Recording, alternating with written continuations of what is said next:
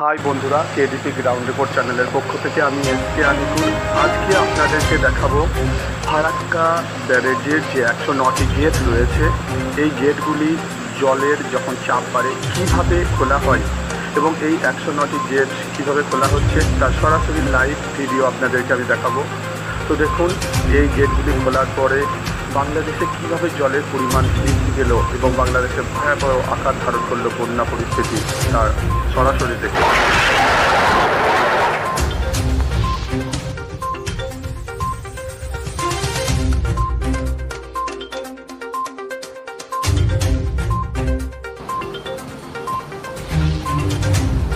ভারতবর্ষের যে বাঁধগুলি বিভিন্ন নদীর উপরে রয়েছে, প্রায় কম বেশি 300+ বাঁধ, এই বাঁধের জল বর্ষার সময় ছাড়া হয়, যেটা পশ্চিমবঙ্গের বিভিন্ন নদী হয়ে বাংলাদেশের মধ্যে প্রবেশ করে।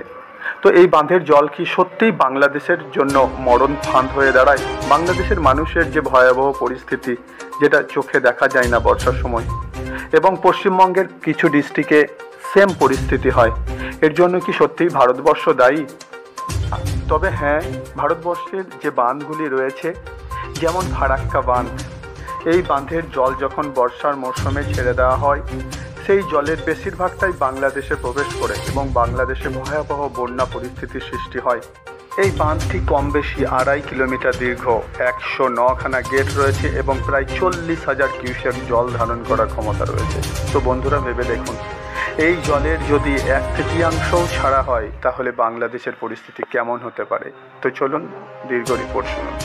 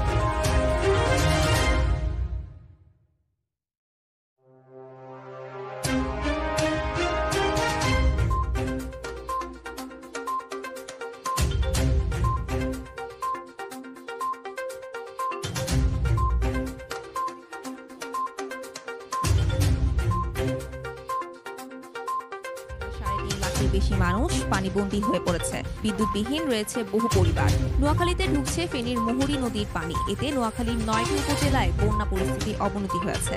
ডুবে গেছে ঘরবাড়ি, কৃষি জমি। পানিবন্দী 9 উপজেলার 20 লাখ মানুষ। প্রচুর বৃষ্টি হচ্ছে, তারপর পানি নেমে সারেনি। ইতিমধ্যে আবার আমাদের মুহুরী নদীতে ফেনী থেকে সে পানিতে আসছে, এখন যে অবস্থা আছে নদী থেকে পানি আসছে, এখন বন্যার পর্যায়ে চলে গেছে। কুমিল্লার গোমতী নদীর পানি বিপদসীমার 70 সেন্টিমিটার উপর দিয়ে প্রবাহিত হচ্ছে। ডুবে গেছে চরাঞ্চলের বাড়িঘর। এদিকে গোমতীর বাঁধে বেশ কয়েকটি স্থানে ফাটল দেখা দিয়েছে। উপজেলার অন্তত 25টি স্পট রয়েছে ঝুঁকিপূর্ণ। অন্যদিকে টানা বৃষ্টি আর পাহাড়ি ঢলে চট্টগ্রাম মহানগরী সহ অধিকাংশ উপজেলা ডুবে গেছে। সীতাকুণ্ড, বাঁশখালী, সন্দ্বীপ সহ বিভিন্ন স্থানে বেড়িবাঁধ ভেঙে যাওয়ায় সাগরের নোনা পানি প্রবেশ করেছে। পানিবন্দী হয়ে পড়েন মহানগরীর বিভিন্ন এলাকার বাসিন্দা। উত্তরবঙ্গেও হানা দিয়েছে বন্যা। গাইবান্ধায় তিস্তার পানি বেড়েছে 6 সেন্টিমিটার। নতুন করে পানি উঠেছে নিচু এলাকায়। অন্যদিকে খাগড়াছড়ির পৌর এলাকা সহ জেলা সদরের বিস্তীর্ণ এলাকা প্লাবিত হয়েছে। খাগড়াছড়ির সাথে দীঘিনালা এবং রাঙ্গামাটির লংদু ও বাঘাইছড়ির সড়ক যোগাযোগ বন্ধ রয়েছে।